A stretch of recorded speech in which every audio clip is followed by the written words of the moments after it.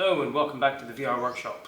My name's Alan and today we're going to be tackling some of the smaller jobs on the Landspeed bike, such as repositioning the wiring to the new frame, plumbing the oil cooler with oil lines, and possibly spending a lot of time drooling on the new wheels now they have tyres. Stay tuned.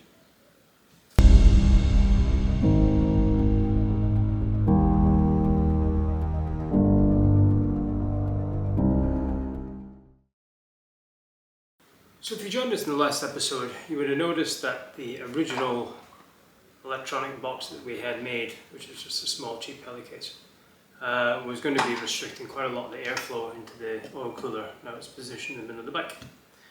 So we made up this aluminium frame so we can remount all the electronic, the ECU for example, and the power banks. We'll mount them on there like that. And that will give us plenty of airflow to come underneath into the oil cooler through the NACA ducts from outside the bike. So a couple of little brackets to make, some spacers, etc. Let's get going with it.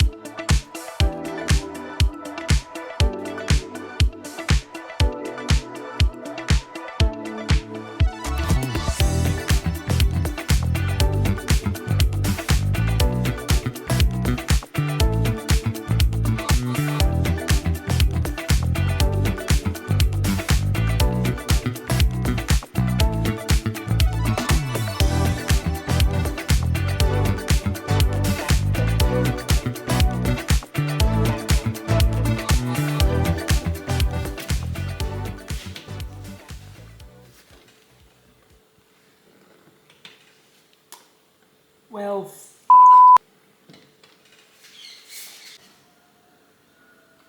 Well, one of these measure once, cut twice routines. It's a real project, mistakes happen. We will own up to our mistakes when they happen. If they happen.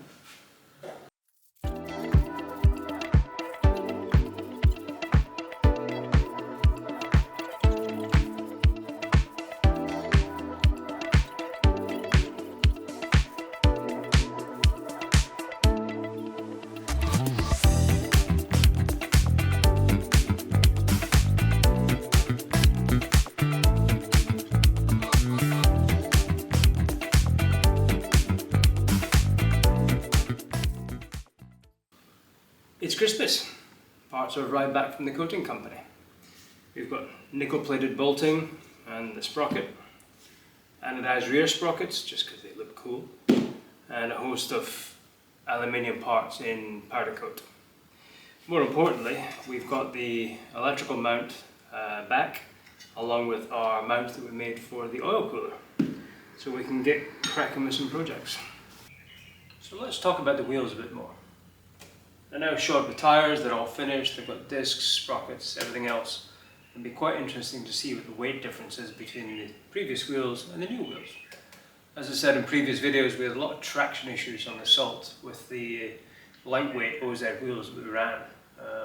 We did realise it was probably the wrong choice, but it was too late by then. So we have now brand new solid billet wheels, the front being cut down for crosswind as per the regulations, with a single disc exactly the same as it was from the front, and the rear, which is just gorgeous, with an even smaller sprocket than we ran the first time. So this is the sprocket we ran, which is the smallest sprocket we could fit on the wheel at the time, a 33 tooth, and you can see the difference between that. Now if you look into consideration of what a standard sprocket on a bike looks like. That's a standard Ducati or Aprilia size sprocket. Quite a difference. So let's weigh them and see what the differences are. Okay, original front wheel hanging, 9.33 kilos. New front wheel hanging, 16.42 kilos. Okay, rear wheel hanging, original, 14 kilos on the nose. New wheel and tyre hanging, 26 kilos. That is heavy. Okay, so let's talk numbers. Quite interesting numbers, as you'd imagine. The front has an increase of 7.1 kilos. The rear has an increase of 12 kilos. Just over 19 kilos overall, weight added on rotating mass, which is only going to help with traction and stability, surely. If you look at the overall weight of the bike, the original bike was 232 kilos, give or take. Can't remember how much fuel was in at the time, but if you add that weight, that's over an 8% increase in weight of the whole bike, just in the wheels. Now we do have an option of running a bit more ballast as well. It's still undecided if we do that or not. I might make a setup, bolted ballast, and we have the option if we can use it or decide not to use it, at least it's there. But this is definitely going to help us for sure. It can only help us. And for those with the eagle eye, the 90-degree valve cap on the front wheel will be removed for racing. That's purely there so we can get air into it. So I think that's probably a good enough place to stop the video now.